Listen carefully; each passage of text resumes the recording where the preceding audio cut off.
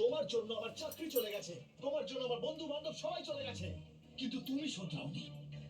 এবার অনেক হয়েছে, আজকে আমায় কেক ক্ষমা কাটবে করো। তো? কেক যাও এখান থেকে। কেক কাটবে তো আজকে? কেক এরকম কাটবে বলো না। তো? কি আমি তোমাকে মুছেছ? ছাড়া থাকতে পারবো না। আমি প্রমিস করছি, তুমি কি যা দেখছো বলবে আমি মা? তাই করব। প্লিজ আমাকে ক্ষমা শোনো, করে কেক দাও। এই অনেক কাটবে নাটক তো? হয়েছে, আমি বললাম না, যাও। মা, কেক কাটবে রঞ্জন, তো? কেক মা, কাটবে? আমি মামা, তোকে অনেক বুঝিয়েছি, তুই তো নিজের বোনকেই বিশ্বাস করতে পারিসনি, তাহলে অন্যের ব্যাপারে আমি কি হ্যাপি বলবো? বার্থডে। তোর মতো সন্দেহবাতিক মন যাদের, তারা নিজের হাতে নিজের ঘরে আগুন তুমি লাগায়। আরো বড় তুইও হও, তাই আর করেছিস। এরমই বদমাশি আরে করতে হ্যাঁ থাকো, দিদি, লোকের ভালোবাসা অর্জন কিন্তু করতে আমার থাকো। কথাটাও একবার ভাবলি না?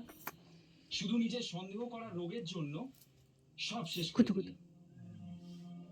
ব্যাস, আর তোর সাথে আমাদের কোনো সম্পর্ক নেই। চলো মা। মা, রঞ্জন, আমার কথা তো শোনো। দাদা, বৌদি, প্লিজ সুধাংশুকে বোঝান না, প্লিজ।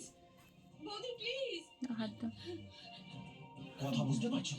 হ্যান্ডশেক করে না। বললাম না চলে যেতে এখান থেকে, আর কোনোদিনও তোমার মুখ আমায় দেখাবে না। না ঠিক সুধাংশু, আছে, যাও এখান থেকে, যাও। চলো বৌদি। শোনা, হ্যাপি বার্থডে।